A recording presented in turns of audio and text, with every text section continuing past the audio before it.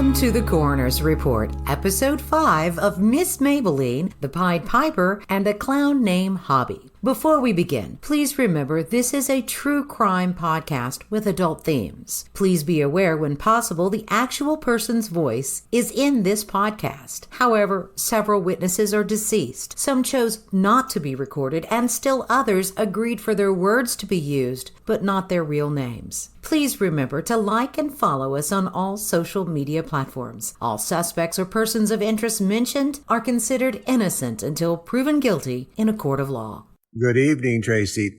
Remember how we told you that Danny King left us messages on Facebook Messenger? When Evelyn rewrote her will, and she's the one that wanted to rewrite it, I didn't tell her to, she sit me down and asked me what I thought. And I said, well, leave everything to Preston. And she said, well, I've got to leave something to the girls. And she said, I don't have to leave anything to my son. He already has a few $1 million. I said, well, you've got to leave him something, so leave him the Eldorado. And so weird back in the day. So Preston actually was the major beneficiary. I heard he died recently, and I was real sad to hear that. Welcome back to the Coroner's Report. My name is Steve Navoychek, and I'm a retired coroner of two of the largest counties in Arkansas and a former state crime lab director. Along with my partners, Tracy Carrington and Carla Bozeman, I've been reviewing some of my old cases. And this case, what a wild ride we've been on with Miss Maybelline. Evelyn Williams married into the family that started the company. She married 2 more times and ended up in Hot Springs, Arkansas, flipping a skating rink into a dinner club with the help of her friend, Danny King. But sadly, Evelyn Williams lost her life in a house fire. Our review indicates the fire was in fact an arson. There were multiple points of origin. Additionally, it was corroborated it was not a kitchen fire as the chicken would have been charred. It was not. Lastly, Miss Williams was found in a supine position, which, according to all of the firefighters with whom we spoke, rarely, if ever, happens as the victim is usually low, trying to get under the smoke and will fall forward, or is found in a fetal position trying to cover their face. This would indicate Miss Williams was either unconscious or dead when the fire was set. Only a visual autopsy was performed at the crime lab. Now we will start addressing all the different suspects and the aftermath of the fire, trying to determine who did it. Of course, sometimes there really are no answers, but that doesn't mean we stop asking the questions. No, we never stop asking the questions. The Arkansas State Police interview took place on March 8th. 5 days after the fire, and they were given permission to return to the house by the probate judge on March 30th. So where did that soot on Steve Wyatt's cowboy hat really come from? Additionally, a hair and beard sample were taken from Wyatt. It should be noted that Danny King was not mentioned as present during this interview, yet the note states a hair sample was taken from King. And like a lot of the evidence in this case, those samples were not found during our intensive search. No reports, no evidence, no transcriptions, no samples, nothing. But over the years, Steve Wyatt remembered some things that just didn't really add up. Things that make you go, See, the day after the fire, Steve Wyatt stumbled across one of the more perplexing clues in this case. The day after the fire, we were at the club. The toilet in the bathroom was running. And so I looked at the lid, and I found a wallet in there. The wallet belonged to a young man. I gave the wallet to Danny, and Danny quickly stuck it in his coat pocket and told me not to say anything about it. And I always wondered, what was that about? I just remember because, it was all wet, and I opened it up, and there was a driver's license. But I gave it to Danny, and Danny was very upset about that wallet. The only person that could have put it in there was Danny. That was his office there. So why would he do that and tell me not to say anything? And hearing some rumors about some kid being dumped in the lake, what if he was one of the people that started the fire, was involved in that? Get rid of, a witness. Steve Wyatt mentioned the Goon Squad may have been involved. Remember, the Goon Squad was just a bunch of teenage boys that Danny had met at the skating rink. There were rumors at the time that some petty theft and burglaries were being carried out by some of these boys, and some of those boys did end up leading a life of crime. Steve Wyatt never reported the soggy wallet or the missing boy to the police. We even checked the newspaper looking for a missing boy or a body found in the lake. There was nothing reported. Of course, this story was never in Danny's book, and we're only relying on Steve Wyatt's memories. Interestingly, Danny had to petition the court to remove items from the crime scene. His attorney filed an affidavit 3 weeks after the fire, and some of the items listed sounded like they were more like Evelyn's property than Danny's. There's an original large Thomas Paine oil painting, all the furniture from his basement apartment. Now remember, that apartment was furnished when he moved in. The list included a blue velvet couch, swag lamp, TVs, stereos, a ship lantern light fixture from the front of the house, a dinner bell located on the back terrace, and plaster busts.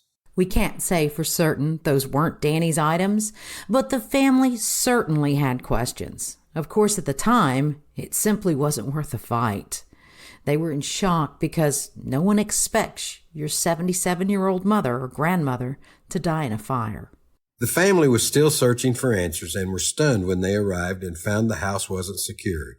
The family was concerned about some missing jewelry, and Arkansas State Police investigator Hendershot remembers today how he was able to recover something special for the family.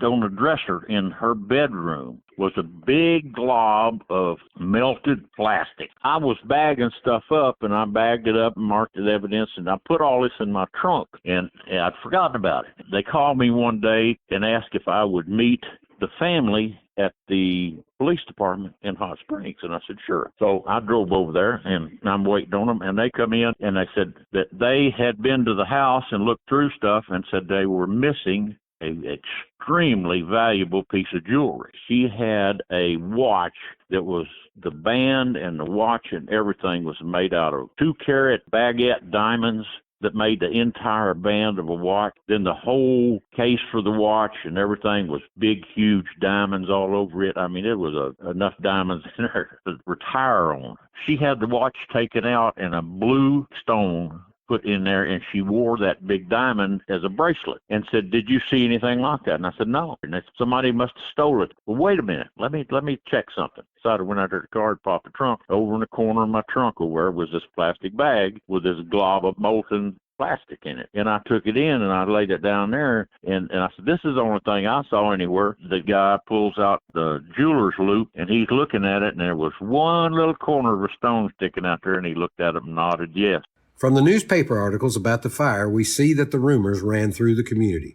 3 different suspects or groups of suspects emerged, from the Dixie Mafia to her ex-husband Hobby Derrick to her best friend and business partner Danny King. Fingers pointed in every direction.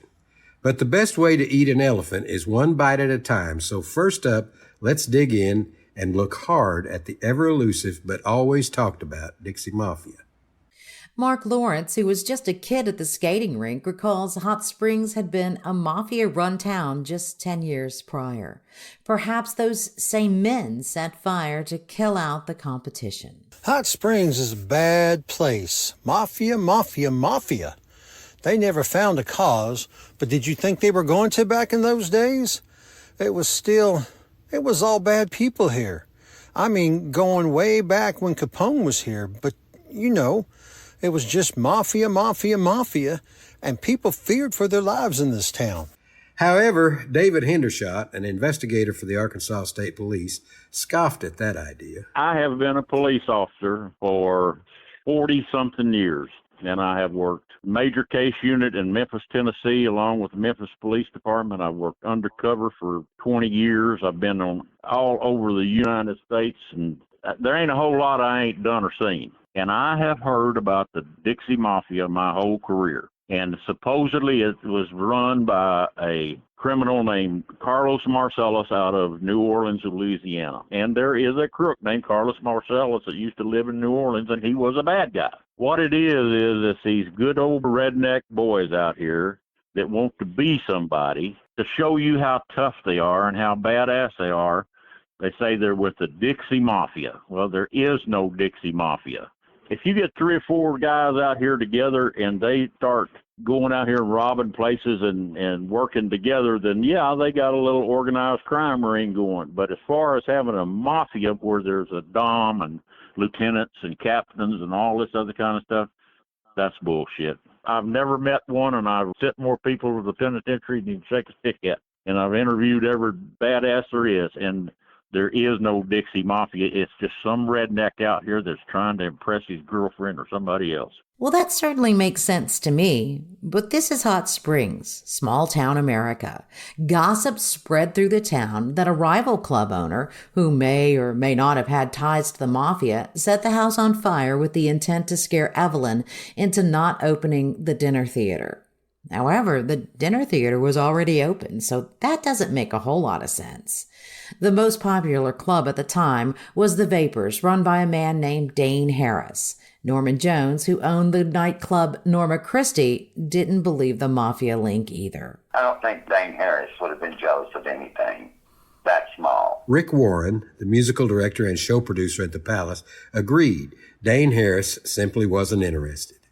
Number one, the police and the sheriff's department all asked me the same question.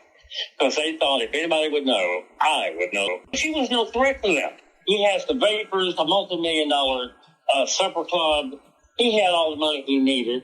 He didn't need anything from the Palace. If the man had so much money, what the hell would he want to do with a Palace? Our own fire investigator, who believes strongly this was a clear case of arson, did not see evidence in the fire marshal report that this was some sort of professional hit. If it was the mafia, they would do a little better job than that. If that was my mafia man doing the hit, I'd put out a hit on him because I wouldn't want him doing my work. The next suspect was the ex-husband and failed con man extraordinaire, Hobby Derrick. But by this time, Hobby and his stepdaughter/ex-wife, Delisle, they had moved on to Fayetteville, located about 4 hours away from Hot Springs. They had, by all accounts, never looked back.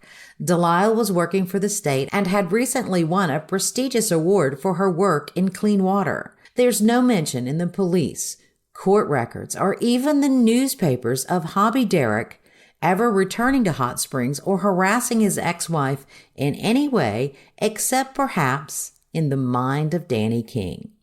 So that just leaves Danny King, the Pied Piper. But why would he have killed the goose that quite literally was laying the golden egg? There are a couple of items in the police file that really stand out. In the police file, there's a copy of the 8-page handwritten letter by Gloria Rosen. Gloria was the longtime girlfriend of Bill Williams, who was Evelyn's only child. Gloria and Bill rushed to Hot Springs when they received word of the fire, and they were staying at the same hotel as Danny. This letter was written on hotel stationery and contemporary to the time. The letter was addressed to Arkansas State Police investigator Sergeant Mike Fletcher. In the past 2 months, Mrs. Williams discussed with me a change in the will to help her son. Danny told me that he was aware that she was about to change the will and said so on the telephone. Please understand that Mr. Williams did not even want her estate, as it would have put him in a higher tax bracket. Danny knew all this, and I believe he was afraid he would be cut out completely, because I also believe he was aware of the contents of the will. All I can say is that Danny moved to Hot Springs less than 2 years ago, and this will was written about 2 months after he arrived. Since that time, she's acted very erratically. And remember, it was Danny who introduced her to Hobby Derrick in the first place. Danny was her hairdresser in California. Remember when I told you that Danny left us that long voice message on Facebook after the second episode dropped? When Evelyn rewrote her will, and she's the one that wanted to rewrite it, I didn't tell her to, she would sit me down and ask me what I thought. And I said, well, leave everything to Preston. And she said, well, I've got to leave something to the girls. And she said, I don't have to leave anything to my son. He's already has a few $1 million. I said, well, you've got to leave him something, so leave him the Eldorado. And so weird back in the day. So Preston actually was the major beneficiary. I heard he died recently, and I was real sad to hear that.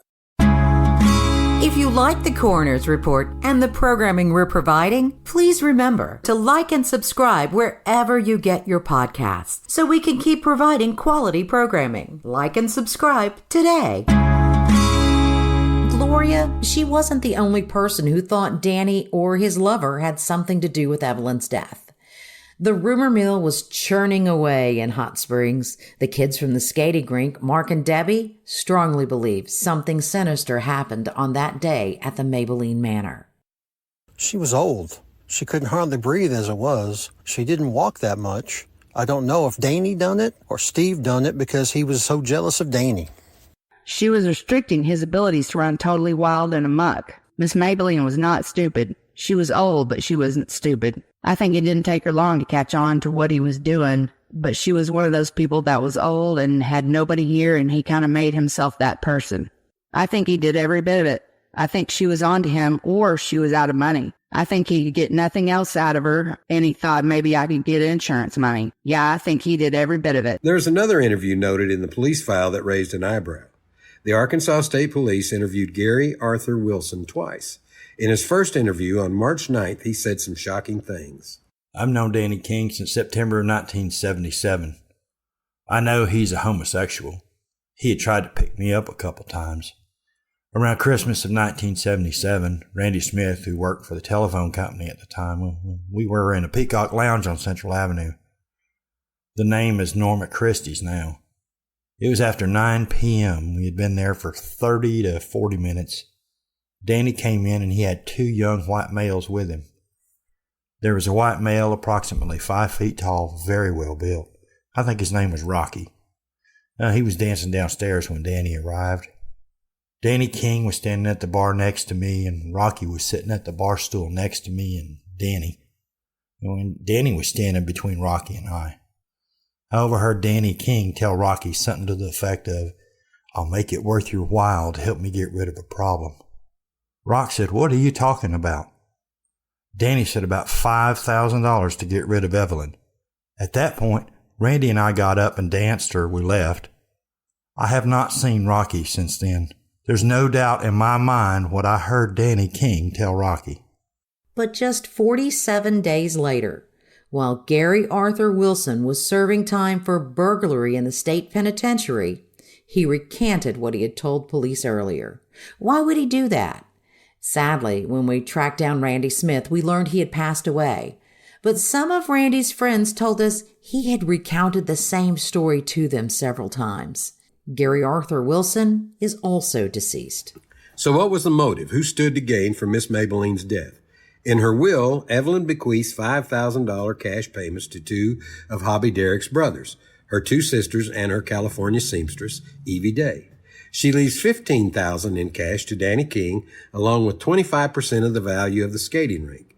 She leaves her house and 75% of the skating rink to her grandson, her Cadillac to her son Bill, and the rest to her 3 granddaughters and grandson. Steve Wyatt remembers. She had just written a new will just days before the fire. She had cut a number of people out, like Hobby's brothers, and she had her sister in the will, but her sister, Bunny, down in Florida, had married a millionaire, so she didn't need any money or help. So Evelyn was taking her out of the will. I know she was going into town to write up a new will. Bill knew there was a new will and resisted on having it registered. It would have changed a lot of things. You know, I'm under the impression, though, just by things that Danny insinuated, that Evelyn was tired of him. The gravy train might be over. And there was more. See, Evelyn believed in safe investments. She was, after all, a survivor of the Great Depression. Evelyn might not have been touched by the Great Depression, but no doubt she had witnessed what life was like without money, and she wasn't about to make risky investments.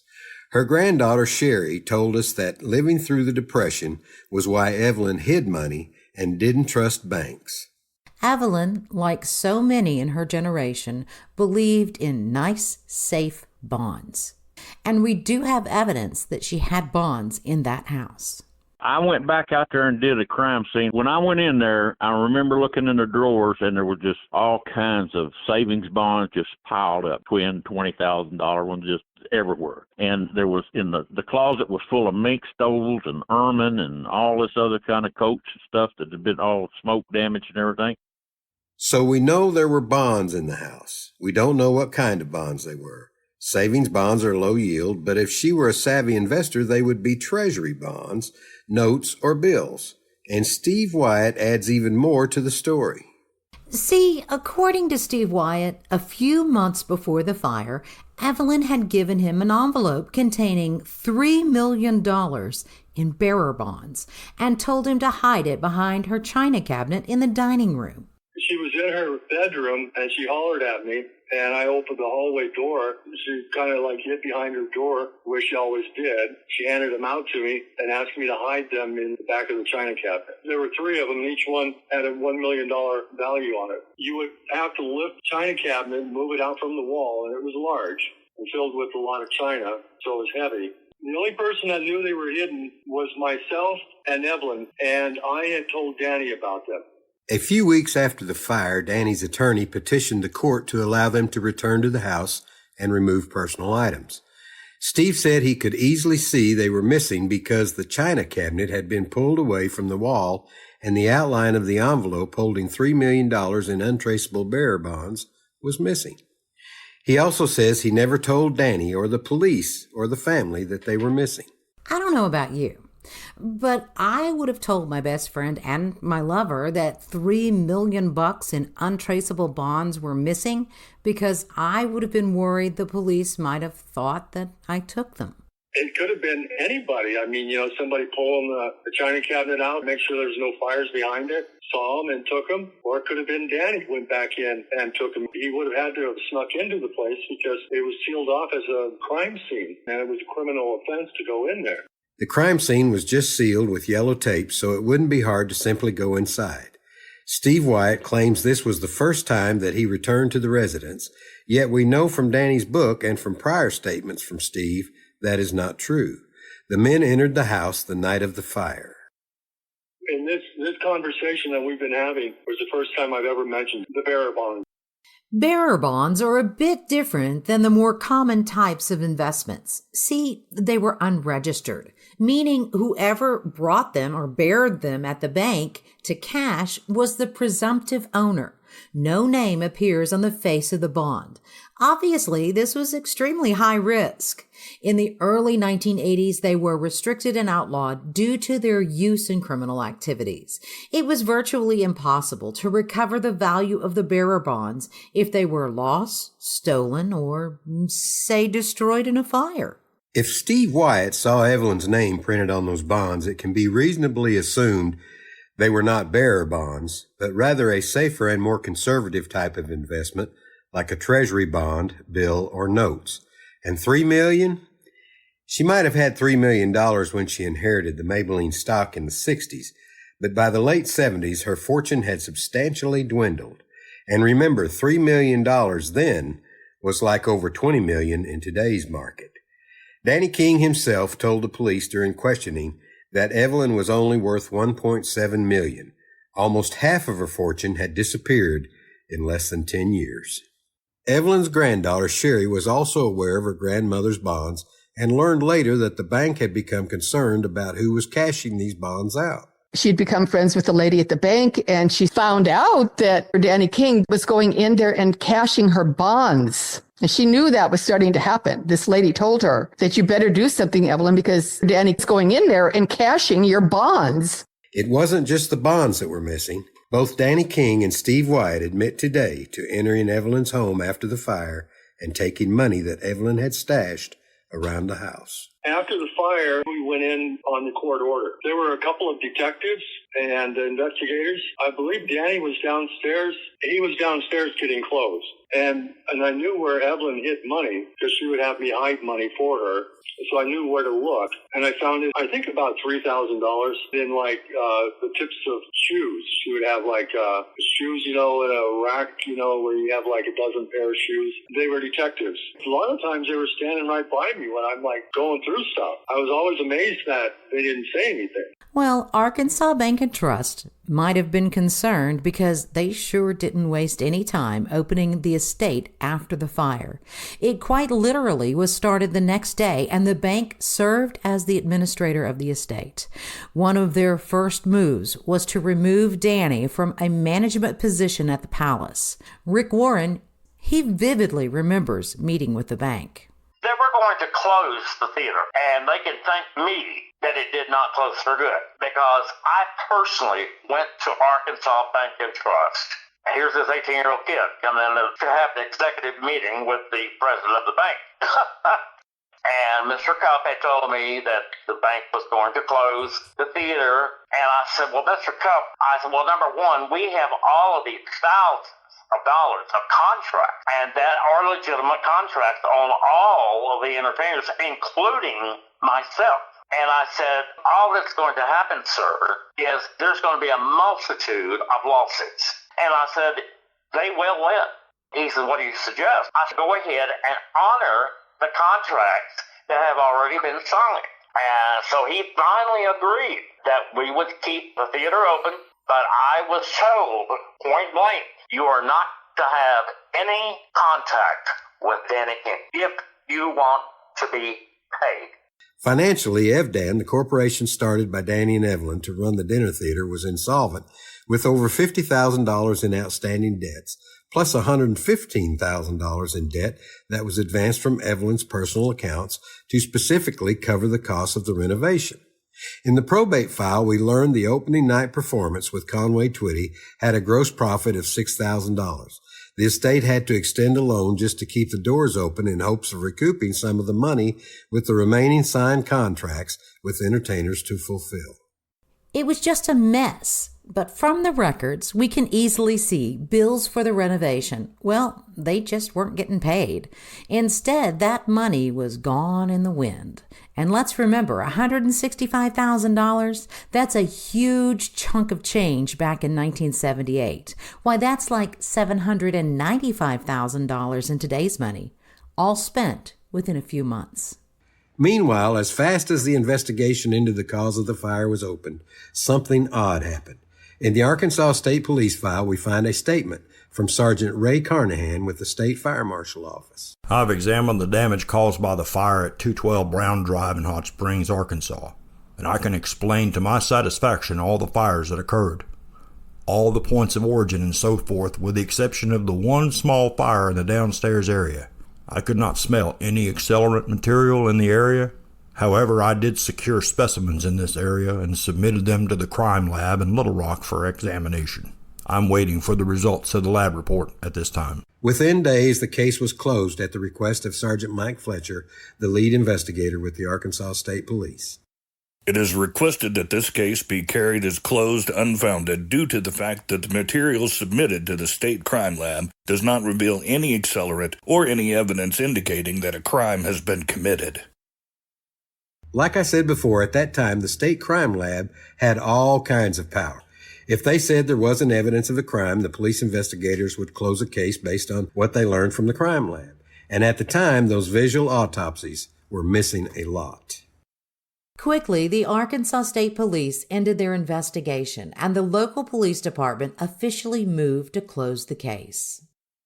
Now, I feel the fire may have been started accidentally because all the lab reports have come back from negative for accelerants.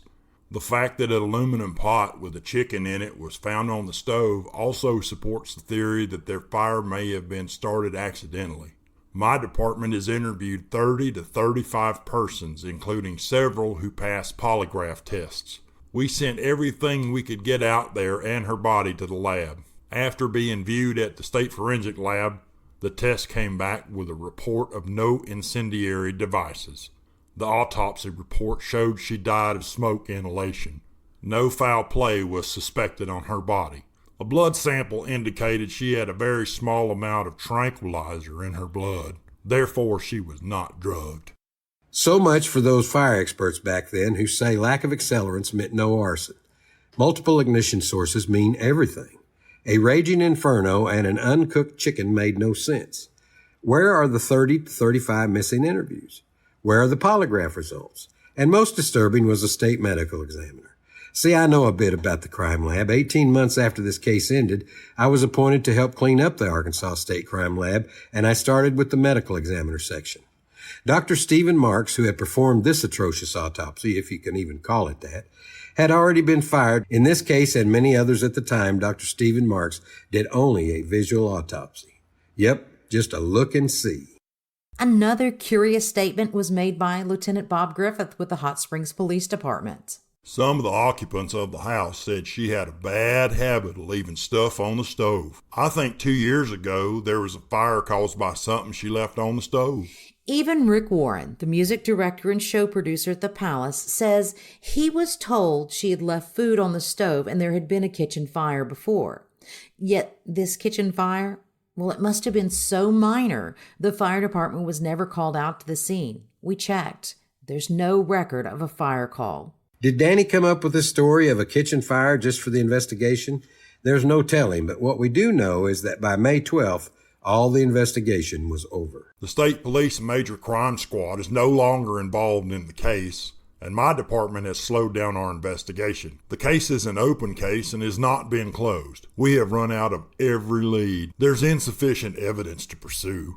We're going to keep the case on the open file in case some new evidence is developed. We're not going to pursue it from the level we pursued it in the first 2 or 3 weeks. While the police investigation was over, the probate on the estate was dragging on, as probate usually does. At the end of April, Danny decided to ditch his Corvette and buy a new sports car, a snazzy 1975 Brecklin. He didn't have cash to make the purchase, so he borrowed from the estate. For $8,000, Danny became the new owner of a Bricklin. So, Steve, what's a Bricklin? Well, the Bricklin was an obscure two-seater sports car exported from Canada and manufactured only in 1974 and 1975. The most notable aspect of the car was its gull-wing doors.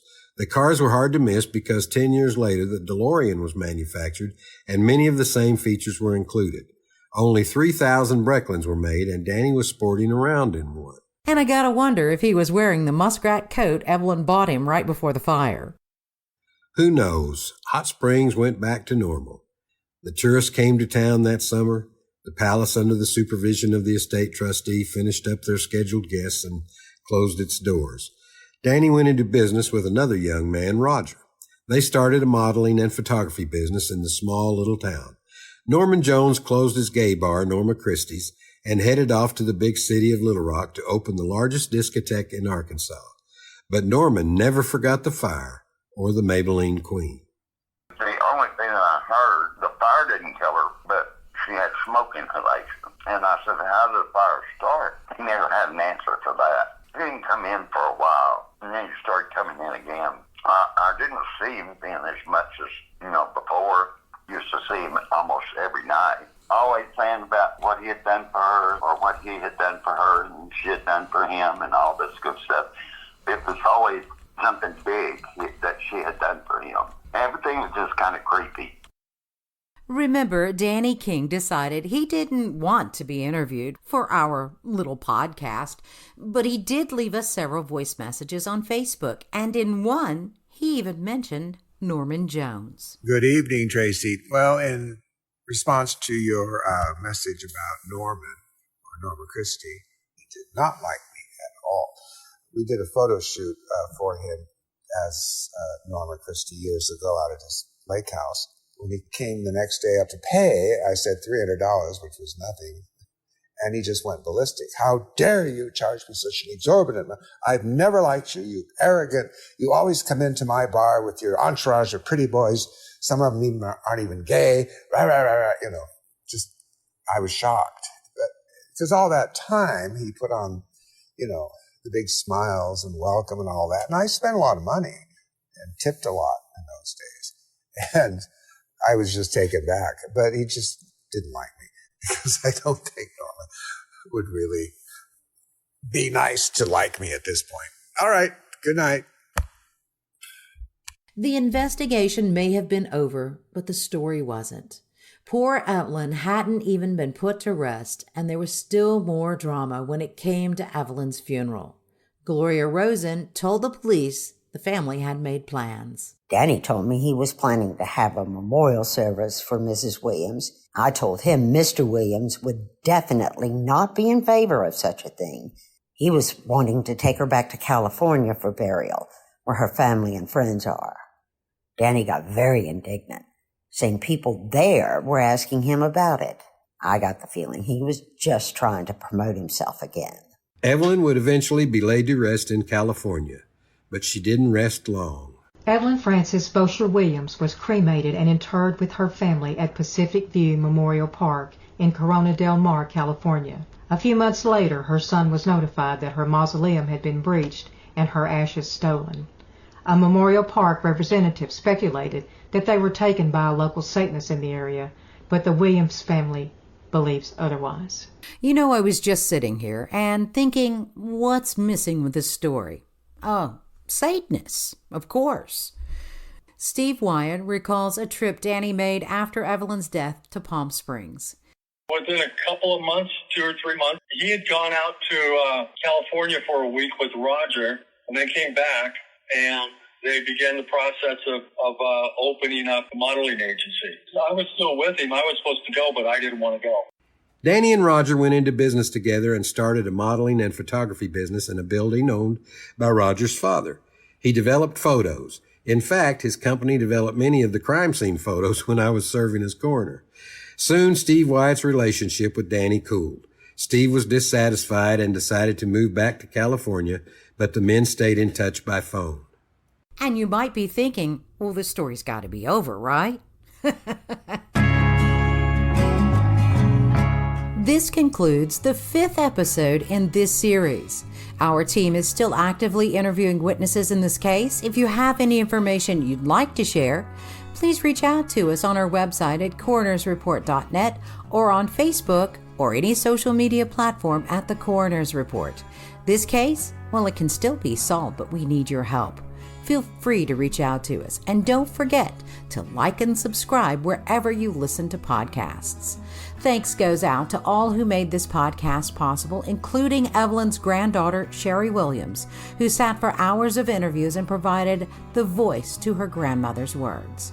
We'd also like to thank Steve Wyatt, David Hendershot, Norman Jones, Rick Warren, and John Flasterer for allowing us to interview and record their memories and their expertise.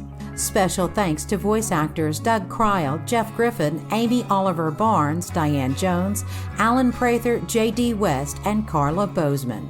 Additional information about this story may be found in the following books: The Maybelline Story and the Spirited Family Dynasty Behind It, written by Evelyn's granddaughter, Sherry Williams, and The Maybelline Prince, written by Danae Montague King.